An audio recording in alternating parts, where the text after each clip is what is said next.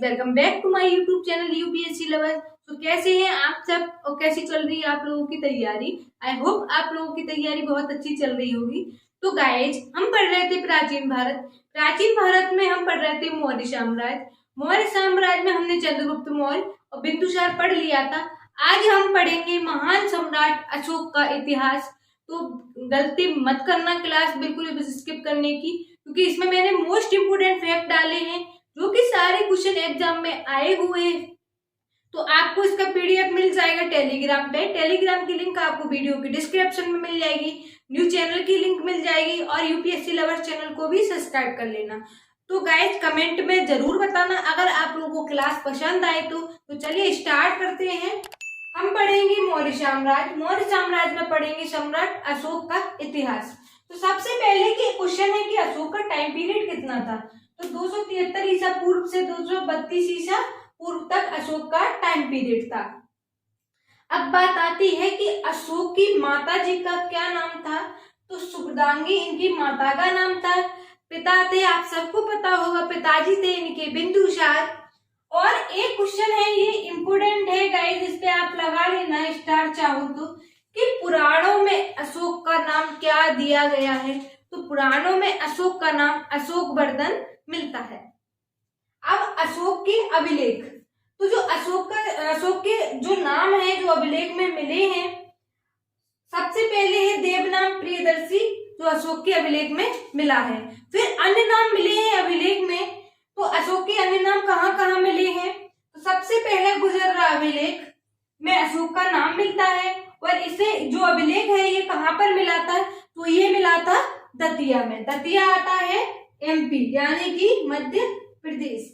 दूसरा मिला था मास्की अभिलेख, और मास्की कहाँ आता है, कर्नाटक में मिला था। तीसरा मिला था नेतूर अभिलेख। ये दोनों कहाँ पर मिले थे, मास्की और नेतूर कर्नाटक में, और गुजर्रा मिला था दतिया में। इनमें भी अशोक का नाम मिलता है, इसीलिए इनका यहाँ बर्डन हुआ है। तो एग्जामिनर आपसे इन तीनों के में से या तीनों के इकट्ठे या दो या फिर एक नाम दे सकता है, तो आपको तीनों के तीनों नाम याद रखने हैं। अब गाइस अशोक का वास्तविक नाम इन्हीं अभिलेखों में मिलता है, इसीलिए मैंने कहा था कि ये तीनों के तीनों मोस्ट हैं, क्योंकि यहाँ पे अशोक का क्या है, वास्तविक नाम मिला हुआ है इन्हीं अभिलेखों में। क्वेश्चन आ जाएगी अशोक का वास्तविक नाम किन अभिलेखों में मिला है, तो यहाँ पे इनके नाम आ जाएंगे। अब अशोक 4 साल के सत्ता संघर्ष के बाद 269 ईसा पूर्व में गद्दी पर बैठा, यानी अशोक को गद्दी पर बैठने के लिए 4 साल का संघर्ष करना पड़ा, और उस संघर्ष की जीत के बाद अशोक राजगद्दी पर बैठा था। राज्याभिषेक के 8वें वर्ष बाद 261 ईस्वी में कलिंग का युद्ध हुआ। तो यहाँ पर कुछ भी याद नहीं रखना, ये डेट रखनी है गाइज। बहुत बार पूछा है कि कलिंग का युद्ध कब हुआ था, किसके शासन में हुआ, तो वो सम्राट अशोक का शासन था। साम्राज्य तो मौर्य साम्राज्य था। सन क्या थी, तो 261 ईसा पूर्व। और कौन सा युद्ध हुआ था, तो कलिंग का युद्ध हुआ था। पढ़ते हैं आगे। जब कलिंग का युद्ध हुआ, मैंने अभी आपको पढ़ाया था, तो यहाँ मैंने फैक्ट लिखा है कि इस युद्ध की बीभत्स घटना, बीभत्स का मतलब आपको पता होना चाहिए, मतलब चारों तरफ खून खराबा, मतलब बहुत ही ज्यादा भयानक दृश्य। तो बीभत्स घटना के बाद अशोक का हृदय परिवर्तित हो गया और उसने युद्ध नीति को त्याग कर धर्म नीति को अपना लिया। हुआ क्या था गाइस एक्चुअली में, कि जब ये कलिंग का युद्ध हुआ था ना, तो युद्ध तो हो गया, उसके बाद में जब वो घटना होती है, आपने देखा होगा कोई युद्ध वगैरह हो, कोई मैदान में लड़ा जा रहा हो या फिर कोई राज्य वगैरह हो, तो वहां का आप दृश्य देखने मतलब ये कहो कि बहुत ही ज्यादा कठोर हृदय का हो, वो देख सकता है उसको। तो यही चीज वहां थी कि मतलब उसमें इतनी ज्यादा, किसी का हाथ कटा, किसी का पैर कटा, किसी की मतलब माँ का मतलब हत्या हो गई माँ की। तो छोटा बच्चा एक लाश के पास में बैठा रो रहा था, कहीं कोई बुजुर्ग डरा है, किसकी गर्दन कटी हुई है, चारों तरफ खून खराबा। और इस घटना को अशोक ने देखा और उसी टाइम अशोक का हृदय परिवर्तित हो गया और अशोक ने कहा हाय मैंने ये क्या कर दिया, कितने लोगों का मैंने वध करवा दिया, शुरू से मैंने कितनी मारकाट की है। और फिर उसने धर्म नीति को अपनाया और अशोक ने युद्ध का मतलब कलिंग का युद्ध अशोक का अंतिम युद्ध था, क्योंकि यहाँ उनका जैसे ही हृदय परिवर्तन हो गया तो उन्होंने धर्म नीति को अपनाया और ये खून खराबा ये सब बंद कर दिया। और जो कलिंग का युद्ध था ये अशोक का पहला और अंतिम युद्ध था, क्योंकि जब युद्ध लड़े तो सबसे पहले कौन सा युद्ध था, कलिंग का। लेकिन जैसे ही ये घटना होती है तो ये अशोक ने वहां पे उनका हृदय परिवर्तित हो जाता है और धर्म नीति को अपना लेते हैं, तो ये उनका पहला और अंतिम युद्ध था। इस समय कलिंग का राजा, क्वेश्चन मोस्ट इंपोर्टेंट है कि जब कलिंग का युद्ध हुआ तो कलिंग का राजा कौन था, तो कलिंग के राजा का नाम था नंदराज तथा राजधानी थी तोसली।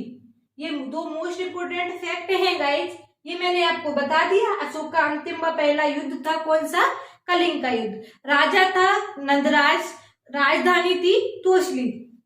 अशोक ने मोगली पुत्र तिस्य के प्रभाव में आकर उपगुप्त नामक भिक्षु से बौद्ध धर्म की शिक्षा ली। अब यहाँ पे आपके दो क्वेश्चन बने हैं, मैं बताती हूँ कैसे कि अशोक ने किसके प्रभाव में आकर बौद्ध धर्म की शिक्षा ली, तो मोगली पुत्र तिस्य के प्रभाव में आकर। एक तो ये हो गया क्वेश्चन एक अपना यहाँ पे। दूसरा कि बौद्ध भिक्षु का नाम बताइए, तो उपगुप्त नामक बौद्ध भिक्षु से बौद्ध धर्म की दीक्षा ली थी। बौद्ध धर्म ग्रहण करने के बाद अशोक ने सर्वप्रथम कहाँ की यात्रा की, ये क्वेश्चन बना है, चाहो तो आप चेक कर लेना अगर आप प्रीवियस ईयर के पेपर लगाते हो तो, कि बौद्ध धर्म ग्रहण करने के बाद अशोक ने सर्वप्रथम कहाँ की यात्रा की, तो यात्रा की थी बोध गया की। लेकिन राज्याभिषेक के कितने वर्ष बाद, तो टाइम पीरियड था 10 वर्ष के बाद। यानी ऐसा नहीं है कि जैसे ही उनका राज्याभिषेक हुआ और उन्होंने तुरंत जाके यात्रा शुरू कर दी, नहीं, 10 साल पहले शासन किया। राज्याभिषेक के 10 वर्ष बाद सबसे पहले यात्रा कहाँ की थी, बौद्ध धर्म ग्रहण करने के बाद, तो वो की थी बोध गया में।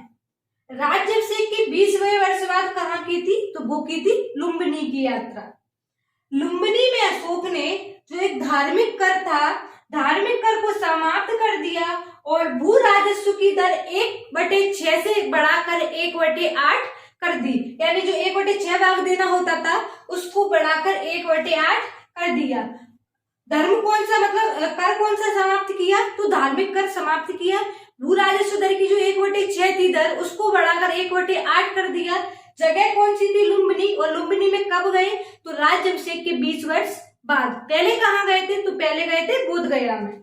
ये मैंने यहाँ थोड़ा डायग्राम से भी समझाया है कि अशोक ने जैसे ही बौद्ध धर्म ग्रहण किया, राज्याभिषेक के 10 वर्ष बाद गए थे बोध गया, 20 वर्ष बाद गए थे लुम्बिनी। और लुम्बिनी में यहाँ इन्होंने कर की दर 1/6 जो थी उसको बढ़ाकर कर दिया गाइस इन्होंने 1/8 किसकी, भू राजस्व दर की। और जो धार्मिक कर था उसको समाप्त कर दिया। पढ़ते हैं आगे, पढ़ेंगे रुम्बीदेई अभिलेख, मोस्ट इंपोर्टेंट है, यहाँ से शुरू होते हैं अशोक के अभिलेख। तो अशोक का सबसे छोटा अभिलेख है। क्वेश्चन आ सकता है कि अशोक के सबसे छोटे अभिलेख का नाम बताइए, तो उस अभिलेख का नाम था रुम्बीदेई अभिलेख। अशोक ने अपनी प्रजा के नैतिक उत्थान के लिए जिन नियमों की संहिता तैयार की उसे धम्म कहते हैं। अब नियमों की संहिता क्या थी, कि मतलब नियम बनाए गए थे जिसे अशोक और पूरी उसकी जो प्रजा थी मिलकर करते थे, उसको एक नाम दिया गया, उसको नाम दिया गया गाइस धम्म। ठीक है, तो ये मोस्ट है यहाँ पे। फिर अशोक के समय ही तीसरे बौद्ध सम्मेलन का आयोजन हुआ। कहाँ पर हुआ, पाटलिपुत्र में। तो यहाँ आपके 3 क्वेश्चन निकल के आगे। सबसे पहला क्वेश्चन कि तीसरा जो बौद्ध सम्मेलन हुआ किस शासक के समय हुआ, सम्राट कौन था, तो सम्राट अशोक के समय हुआ। जगह का नाम तो पाटलिपुत्र। सम्मेलन कौन सा था, तो तीसरा। किस धर्म का था, तो बौद्ध धर्म का। इसी सम्मेलन में यह निर्णय लिया गया कि अब बौद्ध धर्म का प्रचार विदेशों में किया जाएगा। मतलब ये जो सम्मेलन हुआ तो उस समय सम्राट थे अशोक और उसी समय ये निर्णय लिया गया कि पहले क्या था, बौद्ध धर्म का प्रचार केवल हमारे देश में हो रहा था, लेकिन फिर ये निर्णय लिया गया कि अब इसका जो मतलब जो प्रचार है इसके बारे में और ज्यादा प्रचार करेंगे, इस धर्म को आगे बढ़ाएंगे तो विदेशों में भी इसका प्रचार होगा। और इसी के चलते अशोक ने अपनी पुत्री और पुत्र को प्रचार के लिए कहाँ भेजा, श्रीलंका भेजा।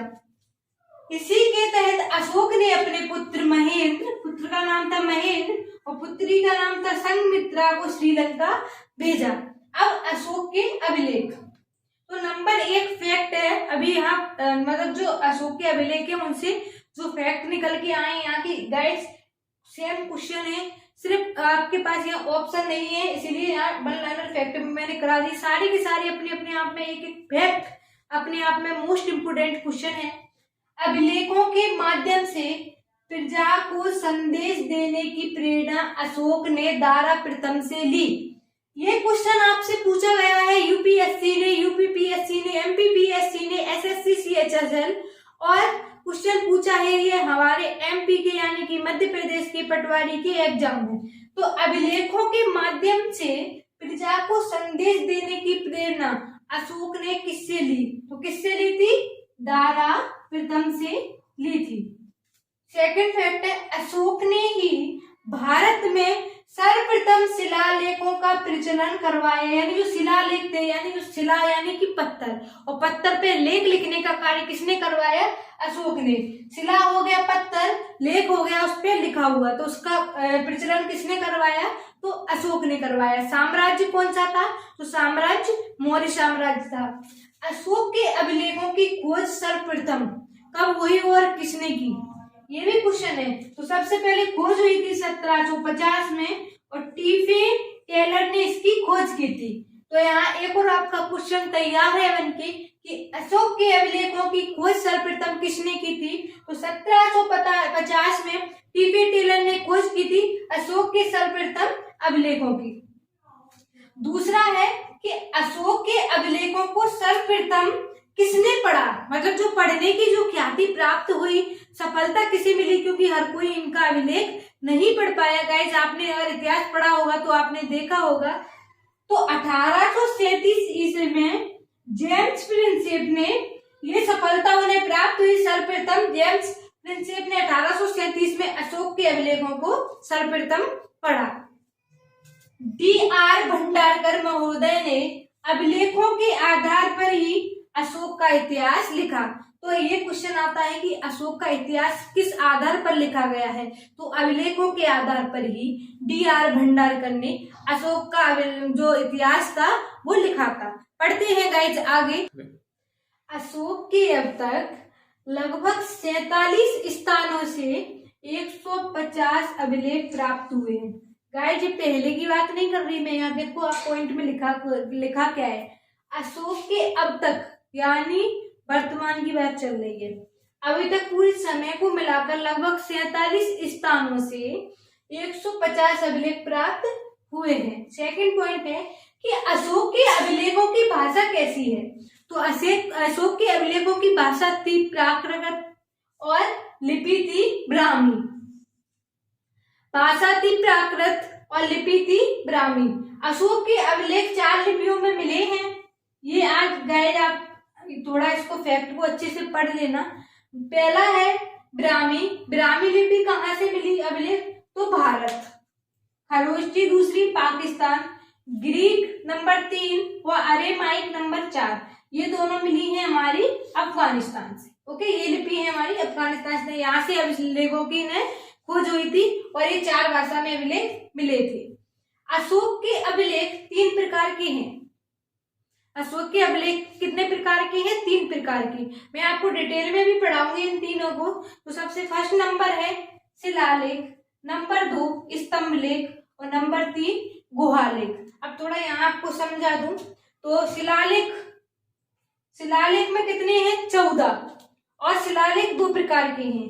एक है दीर्घ शिलालेख यानी उस पर लंबा लिखा गया है, थोड़ा बड़ा लिखा गया है, और एक है लघु यानी लघु में छोटा उस पे लिखावट हुई है। तो शिलालेख के प्रकार दीर्घ और लघु, संख्या कितनी है, 14। अब है स्तंभ लेख। तो स्तंभ लेख कुछ गाइड इस प्रकार का होता था, ये मैंने डायग्राम भी बनाया है, ये होते थे 7। और ये है गुहा लेख। तो गुहा लेख था अपना ये अगर आपने डायग्राम बना दिए मेंस में, गारंटी मेरी है गाइड फुल मार्क्स आपको मिल जाएंगे। तो अब इनको पढ़ते हैं डिटेल से तीनों को आगे। तो चलिए पढ़ते हैं गाइस शिलालेख को। मैंने बताए थे शिलालेख, लघु शिलालेख और स्तंभ लेख। तो सबसे फर्स्ट नंबर है शिलालेख। तो प्रथम शिलालेख में अशोक ने क्या किया कि अशोक ने जीव हत्या पर रोक लगा दी। किस शिलालेख में? प्रथम। गाइड मैंने यहाँ जो शिलालेख बताए जो मोस्ट इंपोर्टेंट है, यहाँ से क्वेश्चन बनते हैं। द्वितीय शिलालेख में अशोक ने पशुओं की चिकित्सा की व्यवस्था एवं अपने पड़ोसी राज्य चेर, चोल व पांड का उल्लेख किया। द्वितीय अभिलेख है शिलालेख, उसमें अशोक ने क्या किया कि अशोक ने पशुओं की चिकित्सा की व्यवस्था एवं अपने पड़ोसी राज्य चेर, चोल व पांड का उल्लेख किया। अब है पांचवा अभिलेख। तो धर्म महामात्रों की नियुक्ति का उल्लेख किसमें मिलता है? तो अशोक के 5वां शिलालेख में। यहाँ इन्होंने धर्म महामात्रों की नियुक्ति की। 7वां और 8वां अभिलेख में इसमें अशोक की तीर्थ यात्राओं का उल्लेख हमें मिलता है। तो 7वां और जो 8वां जो अभिलेख था उसमें हमें अशोक की तीर्थ यात्राओं का वर्णन मिलता है। 11वां शिलालेख, इसमें धम्म का उल्लेख है। 13वां शिलालेख, इसमें कलिंग का युद्ध का वर्णन है व अशोक ने 5 विदेशी राज्यों का उल्लेख किया। कलिंग के युद्ध का वर्णन किसमें किया? 13वां शिलालेख में। और अशोक ने 5 विदेशी राज्यों का भी यहाँ उल्लेख किया। गाइस आपको मैंने पढ़ाया था कलिंग का युद्ध अशोक का पहला और अंतिम युद्ध था और इसी युद्ध की बीभत्स घटना को देखकर अशोक का हृदय परिवर्तन हो गया था और उन्होंने बौद्ध धर्म को अपना लिया था। शिलालेख कहाँ पर मिले? तो सबसे पहला है मानसेरा अभिलेख और दूसरा नंबर सहवाजगढ़ी अभिलेख। ये दोनों हमें मिलते हैं पाकिस्तान से। नंबर 3 सारेकुना अभिलेख, तो ये हमें मिलता है कंधार यानी कि अफगानिस्तान। ये द्विभाषी अभिलेख है। अगर अशोक का कोई अभिलेख है द्विभाषी 2 भाषाओं में है तो वो कौन सा है? सारेकुना। मोस्ट इंपोर्टेंट है गाइस, आप इस पे जरूर स्टार लगा लेना, ये खुद ही क्वेश्चन अपने आप में बन रहा है। जगह बताइए। दूसरा ये जो पॉइंट है ये इंपोर्टेंट है, इसकी भाषा कैसी है? तो द्विभाषी, 2 भाषाओं में ये अभिलेख है। नंबर 4 कालसी अभिलेख। तो कालसी अभिलेख है उत्तराखंड। नंबर 5 सोपारा अभिलेख। तो सोपारा अभिलेख में है हमारा महाराष्ट्र में। और 6वां है धौली और 7वां है जोगढ़। धौली और जोगढ़ पड़ते हैं उड़ीसा में।